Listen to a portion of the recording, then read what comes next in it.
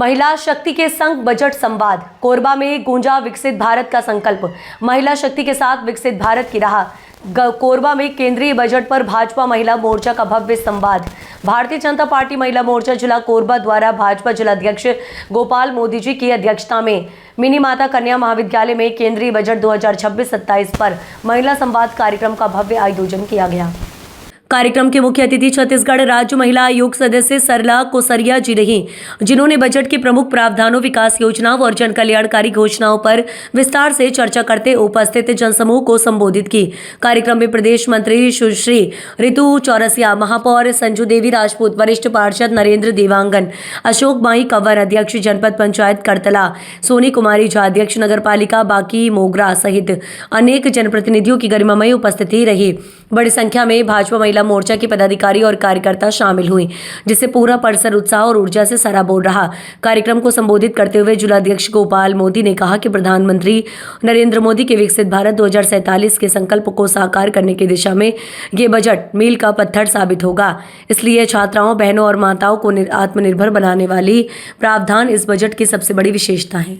सांसद बनेगा और जहां पर राजनीति में कोई श्रेष्ठ बहनें दिखती थी, वहां पर जाकर भाई वहां पर पीछे पड़ जाते कि बहनें आप बहुत अच्छा मैनेजमेंट कर, आप अच्छा बोल लेती हैं, आज के समाज में आपका दखल है, आप राजनीति में भी आई और राजनीति की सूचिता लाने में बहनों का मुख्य आधार बन गया। बहनें आज पंच भी है, बहनें आज सरपंच भी है, आज जनपद सदस्य है, आज जिला पंचायत सदस्य है। यह मंच में हम से देखते हैं कि बहनें का नेतृत्व कैसे, और जहां पर भी बहनें ने अपना स्थान वहां कायम रखा है, वहां पर बखूबी अपना काम करना भी जानती है। हम भारतीय जनता पार्टी बहनों पर बहुत विश्वास करते हैं, हमारे महिला मोर्चा को रीढ़ की हड्डी बताते हैं, बहुत विश्वास करते हैं। इसलिए 50% आरक्षण जब छत्तीसगढ़ में हुआ तो छत्तीसगढ़ में उसका विकास हमने अपने आंखों से देखा है। स्व सहायता समूह बनाया गया, बिहान की बहनें वहां पर इकट्ठी हो गई हैं। और जब पंच सरपंच जब हमारे हैं, तो जब हम पहले जमाने में देखते थे कि हमारी माता जब सिर में घूंघट डालकर चलती थी, जब कहीं पे गांव की गलियों में रोड के किनारे चलती थी, भाई चौक में बैठे भले ही गप मारते थे, भले ही कुछ खेल खेलते थे, लेकिन बहनें वहां से किनारे किनारे होकर सिर झुकाकर चलती थी। और वह आज की परिस्थिति यह है कि जब हम भारतीय बहनों को, महिला मोर्चा की बहनों के द्वारा जब जन जागृति का कार्यक्रम किया, जब हम बहनों को जगाने का कार्यक्रम किया, जब हमने बहनों को अधिकार को देने का कार्यक्रम किया, जब उन्हें 50% आरक्षण जब दिया, जब उनके नाम से राशन कार्ड दिया, जब हमने उनके नाम से आवास दिया, जब जनधन खाता खुलवाया, तो बहनें अब यह कहने लगी है उन भाइयों के बीच में कि भाई जरा आप लोग उठ जाइए, जब आप लोग थोड़ा उधर विश्राम कीजिए। हमारी 50 बिहान की बहनें आ रही है,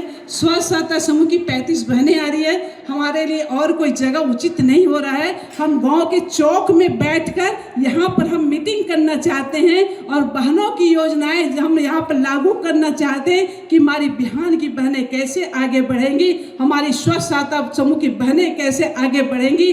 और बहनें भाई उनका मुँह ताकते हुए चले जाते हैं, सम्मान करते हुए चले जाते हैं, और चौक में 50 बहनें सबके बीच में मीटिंग करती है। ये नारी जागरण है और ये हमारी भारतीय जनता पार्टी का यह प्रयास है कि आज बहनें गांव अपने परिवार के साथ साथ समाज का और देश के बारे में सोच रही है।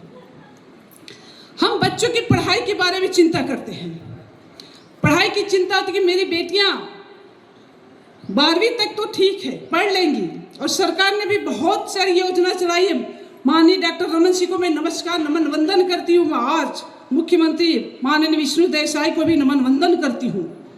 निःशुल्क पढ़ाई बच्चों का, निःशुल्क गणवेश, निःशुल्क आपका भोजन व्यवस्था, उसके साथ साथ सरस्वती साइकिल योजना के तहत तो 12वीं तक हम व्यवस्थित ढंग से बच्चों की पढ़ाई करा लेते हैं। उसके बाद कॉलेज में जाना है, कॉलेज में जाते ही माताओं को चिंतित होना पड़ता है कि मेरी बेटी कहाँ जाएगी, मेरी बेटी कहाँ रहेगी। और ख़ास तौर पर वो बात जब आती, जब कोरबा की बात आती है, तो कोरबा में इतने मकान भी नहीं है कि जहाँ पर बेटियों को रख सके, और आसपास के पूरे परिक्षेत्र के आसपास के ब्लॉक की सभी बेटियाँ आएंगी यहाँ पर।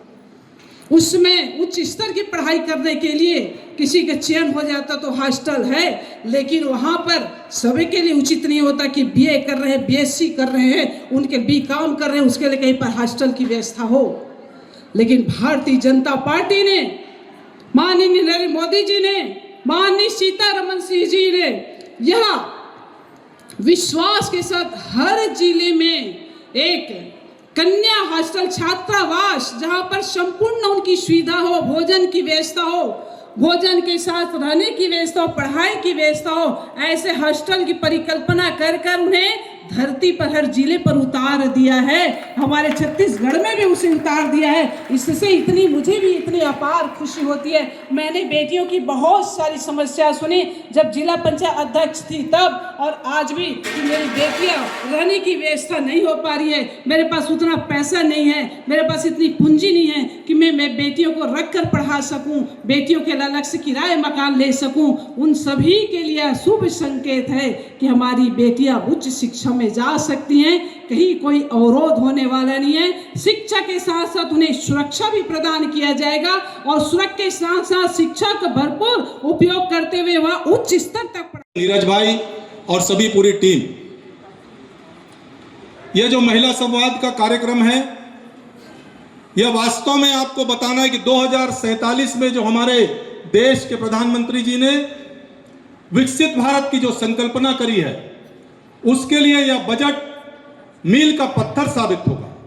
और महिलाओं के साथ बात करने का मतलब यह है कि महिलाओं का उसकी भागीदारी यह सुनिश्चित करती है कि भारत 2047 में जब विकसित भारत बनेगा तो हमारी बहनें उसमें हमारी क्या भागीदारी निभाएंगी, और उनके लिए इस बजट में क्या प्रावधान किया गया है, यह सबसे बड़ी बात है।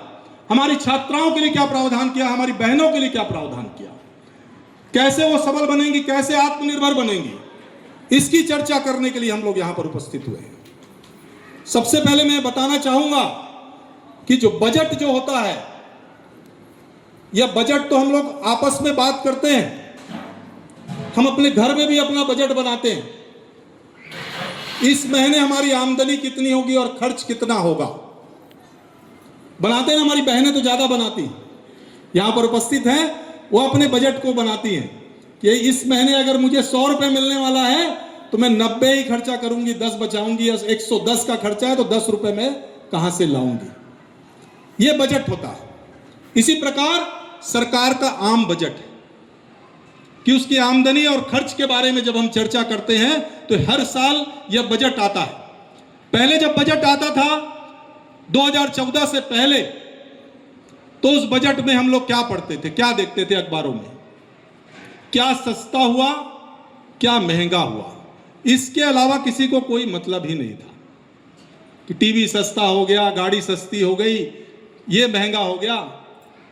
हम कभी देश के बारे में सोच ही नहीं पाए, लोगों को समझाया ही नहीं कांग्रेस ने कि हमें देश के बारे में भी सोचना है। महंगा सस्ता तो सब कुछ चलता रहेगा, जब तक हम आत्मनिर्भर नहीं बनेंगे तब तक कैसे चलेगा भारत, कैसे विकसित भारत बनेगा। भारत को विकसित भारत बनाने की किसी ने कल्पना भी नहीं करी। इसलिए ये जो बजट है यह सबके लिए बजट है।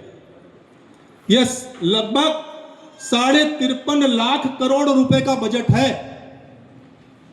और इसमें से एक बड़ा हिस्सा, सबसे बड़ा जो हिस्सा दिया गया है वो रक्षा के लिए दिया गया।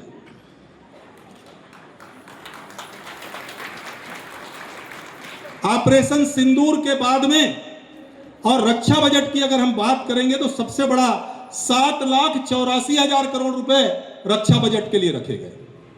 उसी प्रकार आप देख रहे होंगे आजकल सड़कें, आप लोग जहां जा रहे हैं, भारतमाला की सड़कें, एनएच, कहीं नई नई सड़कें जो बन रही हैं, उसके इंफ्रास्ट्रक्चर के लिए भी और लगभग 6 लाख करोड़ रुपए रखा गया।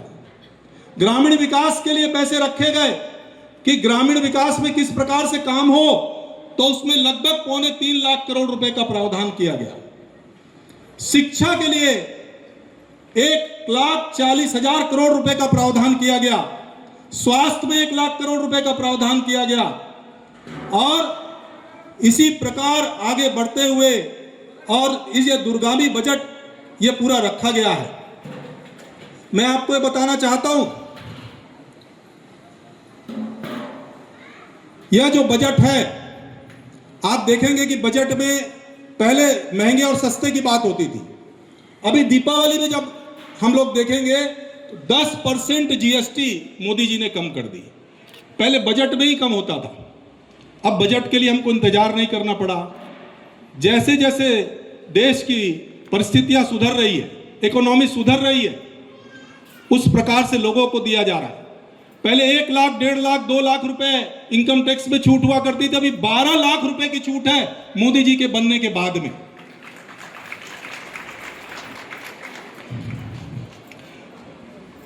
₹12 लाख करोड़ रुपए रोड, रेल, इस इंफ्रास्ट्रक्चर को बनाने में खर्चा हो रहा है। अभी सेमीकंडक्टर हमारे यहां नहीं बना करता था, इस सेमीकंडक्टर के लिए भी और इस बजट में प्रावधान किया गया है और लगभग 7,40,000 करोड़ रुपए का प्रावधान सेमीकंडक्टर की चिप्स बनाने के लिए किया गया है और यह भारत में बनेगी और इस पर रिसर्च भी करेंगे। Rare earth minerals, rare earth minerals मतलब जो मिनरल्स बहुत रेयर मिलते हैं, कहीं कहीं मिलते हैं, ऐसे 4 राज्यों के लिए उस पर भी प्रावधान किया गया है। अभी भारत इस पर 3रे नंबर पर है। न्यूक्लियर पावर प्रोजेक्ट, इसको लेकर के भी और इसमें प्रावधान किया गया है। डेटा सेंटर, सबसे बड़ी जो चीज है डेटा सेंटर, इस डेटा सेंटर को 0% टैक्स पे, अगर कोई कंपनी बाहर से आती है, अमेजन, गूगल, जो भी कंपनियां आती हैं और भारत में अपना डेटा सेंटर बनाती हैं, तो उस डेटा सेंटर के लिए किसी भी प्रकार का कोई भी टैक्स 2047 तक नहीं लगेगा। ऑरेंज इकोनॉमी, इसमें आर्ट है, एंटरटेनमेंट है, डिजाइनिंग है, यह सब जब हम लोग लेकर के आएंगे तो लगभग 20 लाख नौकरियां भारत में तैयार होंगी, 20 लाख नौकरियां। और इसमें हमारे पास स्किल्ड लोग उतने नहीं हैं, कम पड़ेंगे। 50 शहरों को अब आप भी बन सकते हैं सिटीजन जर्नलिस्ट, लड़ सकते हैं अपने हक की लड़ाई। अपने हक की लड़ाई में चाणक्य न्यूज इंडिया है आपके साथ। आज ही प्ले स्टोर से डाउनलोड करें Chanakya news India mobile app. उसके बाद मेरा पोस्ट पर जाकर अपडेट करें फोटो के साथ। हम बनेंगे आपकी आवाज, देश का तेजी से बढ़ता नेटवर्क, सच दिखाते हैं हम। जय हिंद। बच्चों के भविष्य से खिलवाड़, ग्रामीण क्षेत्र में गुम विकास, न्यायिक क्रिया में भेदभाव, दबी हुई गरीबों की आवाज, पर अब होगी जनता की बात। सड़क से पहुंचेगी संसद तक आवाज। सिर्फ सुन सरकार, देखिए चाणक्य न्यूज इंडिया पर खबरें जो आपको सीधे जोड़ती हैं हमसे, जिनका आपकी जिंदगी पर होता है सीधा असर। खबरों की वही तस्वीर, बिना बदले, बिना डरे, जज्बा सच का लिए, सच दिखाते हैं। चाणक्य न्यूज इंडिया, हम हैं हिंदुस्तानी। कटेंगे तो कटेंगे। आज देश इनसे कह रहा है तुमसे नहीं हो पाएगा। Can you understand the ignorance? We are not looking for your admiration. आपको अपना काम करना पड़ेगा। राजनीति देखिए चाणक्य न्यूज इंडिया के साथ।